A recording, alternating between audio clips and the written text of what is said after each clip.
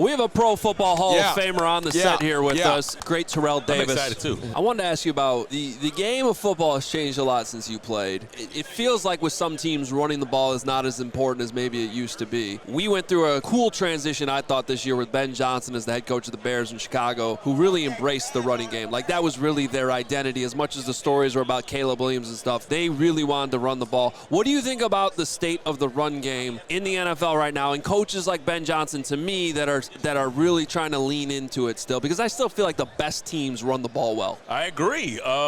You would think in this day and age when everything is throwing that there's a lot more opportunity to run the football. For example, most middle linebackers don't look like the linebackers I run against. Like, these guys aren't 350 pounds, with the neck rolls.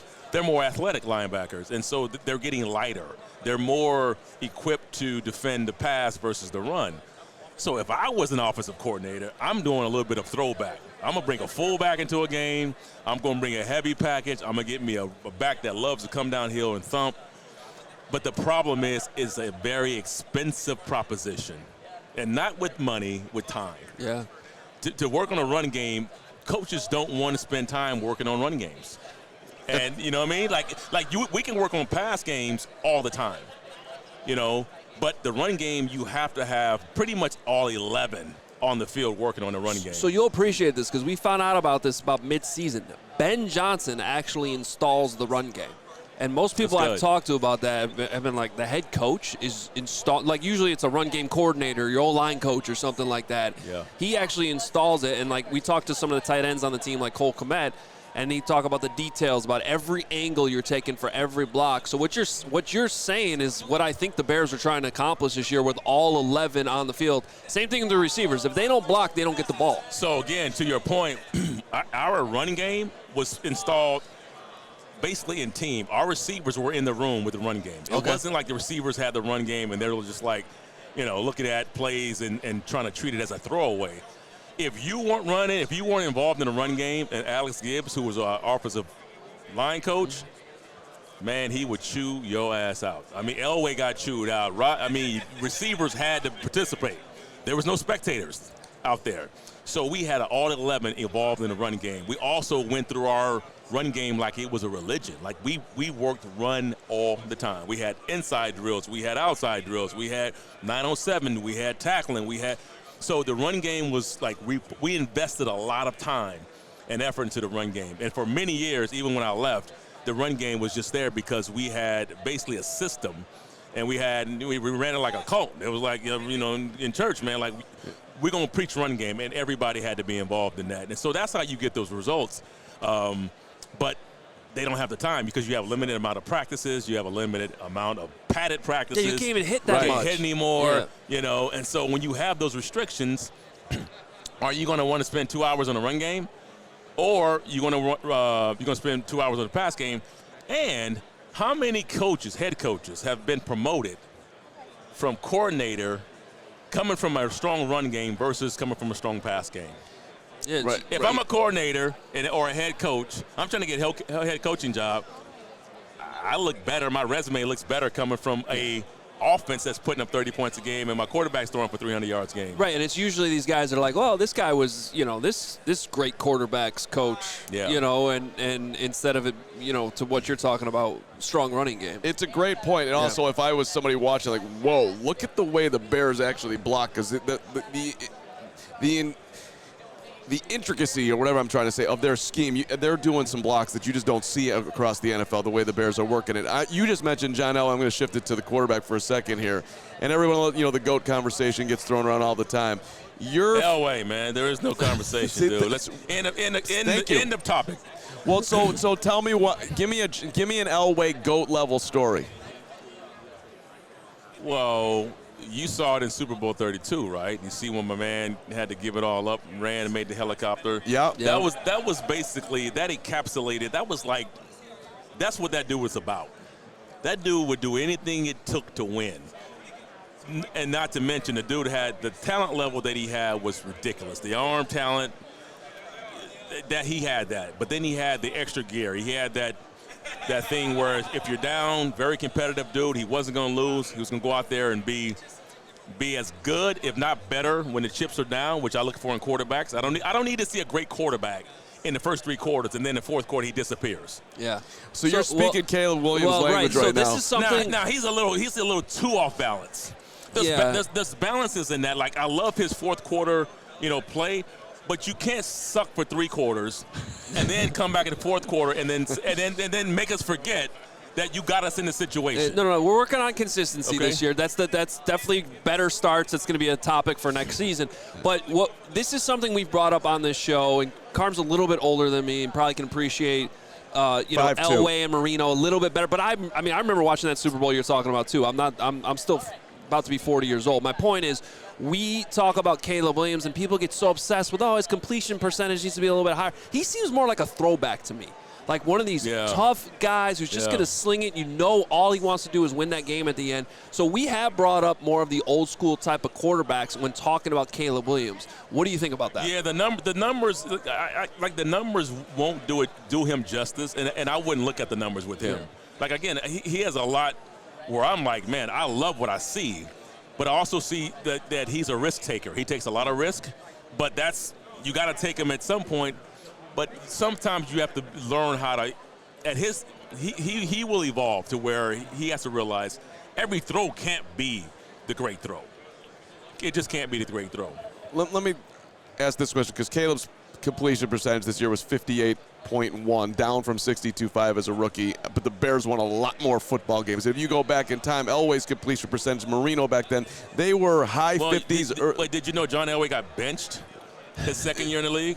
Well, yeah, and a lot of guys did at the start. That's what I'm saying. Yeah. Right. Like what he's going through, it to me is normal. It's okay. It's the okay, and that's what I'm saying. I just want to see. Okay, this is where you are. Now let's start attacking some of these things early. Let's start figuring out why are we getting ourselves in these situations where we're not coming out hot enough. We're not coming out fast enough. And we're having to fight back every game. We're down by 15 points, 20 points in the fourth quarter.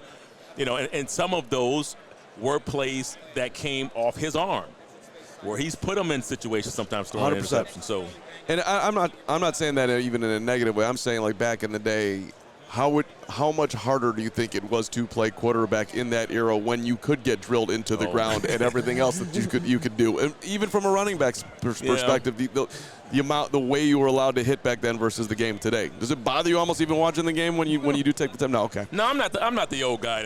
Back in my day, we couldn't hit nobody. Like, the game evolves, and I appreciate what the NFL has done. Number one, with the safety measures. Like, I don't think it was cool that I'm running across the field and somebody can just knock the hell out of me, and that's a legal play. I don't even see you coming. But that's what receivers were going through when I played. Yep. So taking that play out, I applaud them. Take that play out. We don't need that. I applaud a lot of things they've implemented. I love the technology with the equipment change and all that stuff. So, and then making the unnecessary hits. It don't belong in football. Like, the game hasn't suffered. I still enjoy watching it. Now, my era was my era, and I loved it. It was the running backs era. It was awesome with Emmitt Smith and Barry Sanders and Marshall Faulk and Thurman Thomas and Jerome Bettis. I mean, it was an awesome era, but that was that era. Right. So now we have ushered in this new one, and I'm okay. I enjoy it, man. I still love football. I do appreciate a team that wants to run the football. I love watching. When Derrick Henry's going 90 miles an hour downhill, or you got Saquon Barkley doing his thing. Jahmyr Gibbs has been a back that I have really enjoyed watching when he's rolling. Yeah, he can pull away. Do you see Shanahan principles still in the game? And we talk so much about Kyle Shanahan and Sean McVay and this coaching tree. When you're watching a random game, do you see that? No, I think people it's evolved so much. Yeah. A lot of our principles were run out of base formations, and so our pass game and run game almost look the same for the most part. So we would we would line up, and I'm dotting the I. We got a fullback, but that's our passing offense. Now it's like, man, empty sets, or they got one back and he's offset, and it's a pass pretty much. And so, and even the routes have changed. I was watching the game, and the route tree has changed from the last time I saw the route tree. And I couldn't recognize the routes they were running. So they've evolved with these crazy routes that come out, and I'm like, that's not an over. That's not a corner. That's not a post. That's not a out. Now it's a sail. It's like they're just making up plays, you know. And I see guys on the backside, and they have a one-on-one, and they're just doing they're doing all these creative moves on the backside. I'm like, I don't know what the hell that was. I don't know what it was. So there's really no. It has evolved, and the brains of the Shanahans, when they go to sleep, when they wake up, man, it's dangerous because they wake up with all kinds of stuff. Hey, before we get to who you're working with, I'm going to try to get it correct when I say it in a second here, but just real quick, who's your running back GOAT? Who did you like watching the most? Well, it's kind of different because I grew up in San Diego, and I was a Chargers fan, so a guy like Chuck Muncie was running back there, and James Brooks. So I grew up loving James Brooks and Chuck Muncie. But then, like, nationally, it was like Tony Dorsett. Earl Campbell was a back that I appreciated. And then Marcus Allen came from San Diego. So I followed Marcus Allen for many years, and that's been my guy when he went to the Raiders, with the USC and then the Raiders. And Smooth. So Marcus was that guy. And, of course, like I didn't watch Jim play, and Walter Payton had retired by the time. I had watched a little bit of Walter, but I didn't know much about Walter. Yeah, man. But my GOAT, Barry Sanders, man. Barry's the baddest back I have ever played against. Best back I've ever saw on my TV screen. Like, Barry was the best. Barry was amazing. The highlights still today. I could watch YouTube highlights of Barry Sanders for hours. It's like it's not even real. It's like AI generated. It starts going backwards. Then he's going to go over here. It's like what Saquon did. The one run that Saquon did that was a Barry Sanders.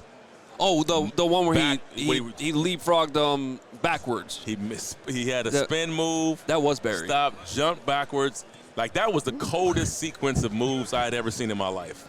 That's awesome. All right, let's do it. All right, we're testing you, Carm. TD's here today not to talk about touchdowns. This is the other TD. We're talking about Tardive dyskinesia. There you go. Did I do it? Did I get it? Did I get it? Right. Tardive dyskinesia. Have you heard of Tardive dyskinesia before? Not until this moment, to be honest. No. But we're talking overall health too here. Yeah, so overall health. Yeah. So I'm here to raise awareness, man, of Tardive dyskinesia, and really what it is, it's it's caused, it's basically a disorder, right? A chronic disorder caused by taking certain prescription mental health medications. And, like an antipsychotic or antidepressant that can cause, jerking, twitching of the face, your hands, your feet, or your torso. And, I don't have TD, but I do know people who are suffer from that. And I suffer from my own chronic and mental health issues. And I know that I was probably a candidate to take some of these prescription medications, as somebody who was trying to deal with my own issues. So if you're out there and you're dealing with mental health and you're taking these prescription medications and you're having some of these symptoms, man, please go to theothertd.com, or I want you to go to and visit your primary healthcare physician. So we could do a whole hour on this conversation, but how would you say you played at an elite level in the NFL alongside of dealing with what you were dealing with? What, the mental health stuff? Yeah, like how did you get yourself ready to go each day, each week, each offseason? That's a full-time gig to be at your level. But for me, for many years, we're taught to suppress everything. Right. As athletes, we can't have any weaknesses. So everything that I was dealing with when I was playing was part of sports. It was like family, this, and that. But it's when you retire and then you're dealing with things where you're like, wait a minute, is this normal? Should I be feeling this way? And so that's when I sought help. Like I would encourage anybody else, if you're not feeling well, go visit theothertd.com or see a healthcare provider. But then you have options out there, treatment options that they put out there. And so with this, 1 in 4 people is what they who take these prescription health medications are experiencing TD. 1 in 4. Yeah. So that's a lot. So if you're out there, and I feel like using my platform to raise, to speak out and raise my voice, hopefully we can get the attention of people out there so they can get the help they need. That's awesome. Theothertd.com. Check it out. Just want to say, Hey, you're a legend. I'm Greg. Appreciate I work it, with man. these guys. I'm not just some random idiot. But you are a random I idiot, am a too. random idiot, but I just have to tell you, TD, thank you for beating the Green Bay Packers in the Super Bowl. Chicago appreciates my it. pleasure. He's got the hat right there. My guy. Let's My go. pleasure. That's the hat That's right right. there over That's there right. with our guy, RK. It was an absolute pleasure. Trust me, an absolute pleasure. We all were rooting I for would you do it hard in again if I Chicago. could. Let's go. Terrell Davis, thanks so much, All man. right. This was awesome. Thanks, appreciate it. Yeah.